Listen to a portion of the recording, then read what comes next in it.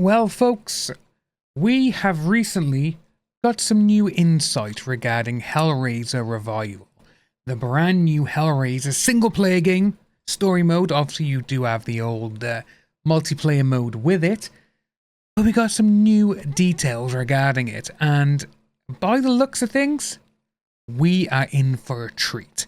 So this is coming from Push, but what it is, the demo has actually been released for a few people on PC. And this is by Sammy Barker. So, within the opening 10 minutes of our Clive Barker's Hellraiser Revival demo, we'd seen protagonists Aidan and Sunny while sticking pins in each other and seductively cutting each other with sharp objects, which obviously we know what is going to go on with that. Hellraiser is a franchise known for being hot and, horny, and the game is not shying away from it. This is a deeply this game in a way that's unusual for the industry. One scene a little later on sees the main character, nailed to a chair with no clothes on, and as you pan the camera down, you'll get a good glimpse at his respectably sized dong. We asked game designer, I'm not even going to try and pronounce that name because I do not want to do this guy any injustice, of how closely it's interacting with rating boards like the ESRB and the PEGI, the UPEGI, to ensure Hellraiser releases at all. He told us his team at Mad Head Games is pushing the very limits of what it can show, with every scene carefully choreographed to ensure it respects the source material without overstepping the line.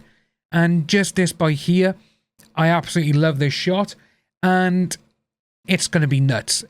I cannot wait for this game. The demo itself, based on the opening hour or so of the game played on PC, impressed the hell out of us. The cutscenes, which introduce iconic antagonist Pinhead, are glitzy and look expensive, with original actor Doug Bradley reprising his role as the Cosmic Deviant, which I just cannot say how much that means. Having Doug Bradley voicing Pinhead still, nearly 40 years later, and people are still loving it, which is absolutely amazing. Played from the first-person perspective, this is a single-player narrative adventure, similar perhaps to the recent Resident Evil games, so Resi 7 and Resident Evil 8 Village, which I am all over. Resi 8 I do think could have been a little bit better than first-person, but Resident Evil 7 Biohazard, that is one of the best first-person horror games ever. It is just so damn good.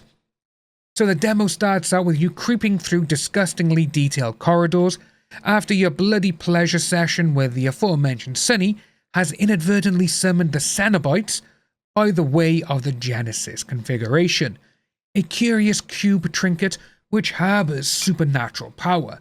So we can actually get either the new one, the Genesis configuration, or the Lamont one. And you could actually get these via pre-orders. And I'm not too sure if they're still available because I couldn't get one at the time just because I couldn't get onto the website. And I am still going to be looking for one because I want that.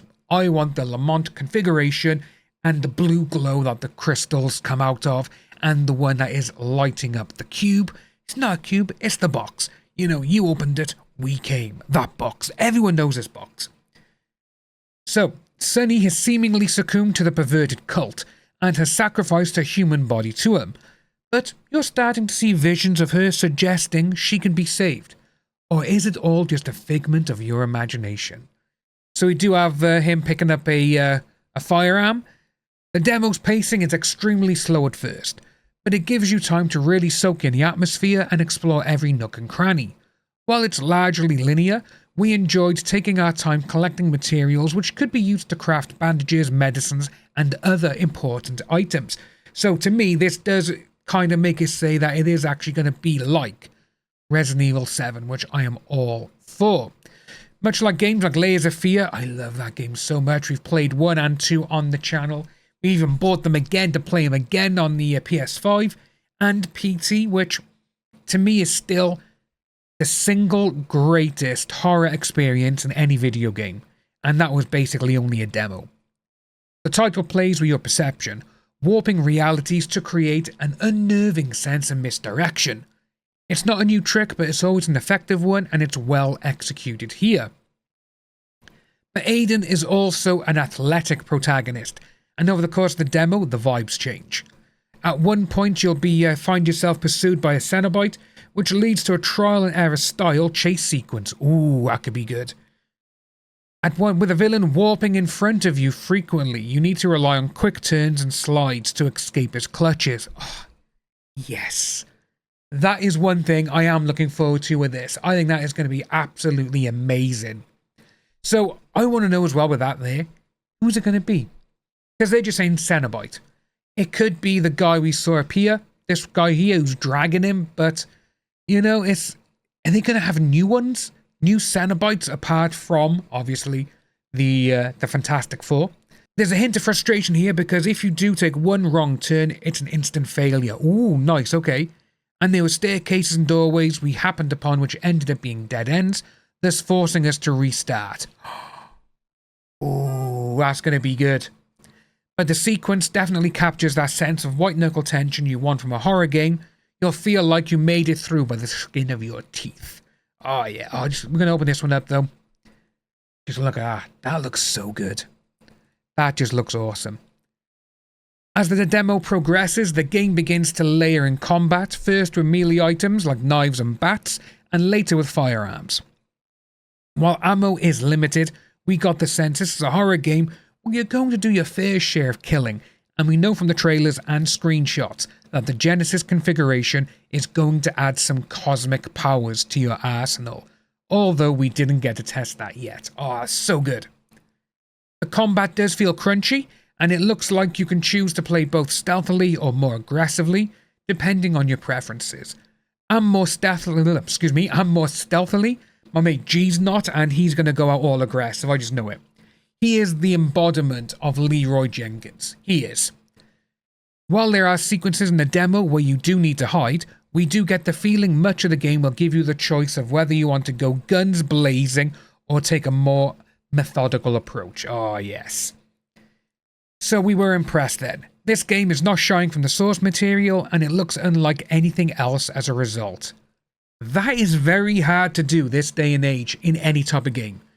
To try and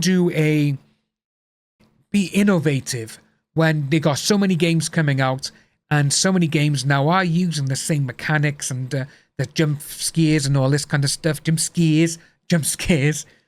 But fingers crossed, this does make it go above and beyond. And it says, while the gaming industry is no stranger to these, but this deviation is a bit of a taboo subject. But this being Hellraiser, it has no other option than to examine these themes.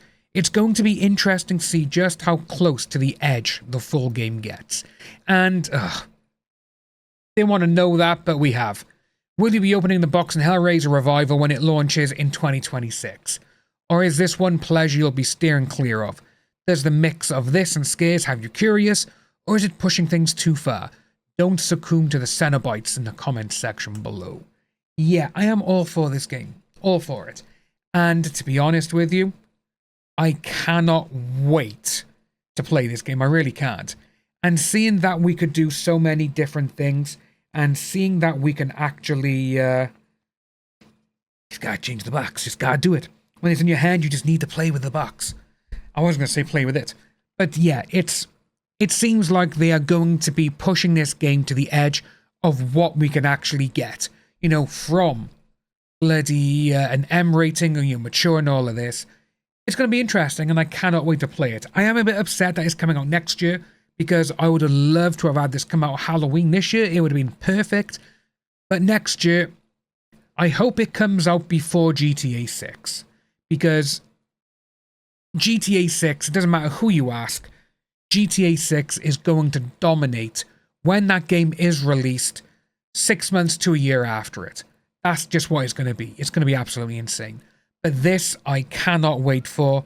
And really, I think it's going to be amazing. But guys, let us know what you think about this down below. Are you upset it's not releasing until next year? But are you happy that the detail that they've gone into has made this seem to be an actual worthwhile game? Let us know down below, folks, and I will see you soon.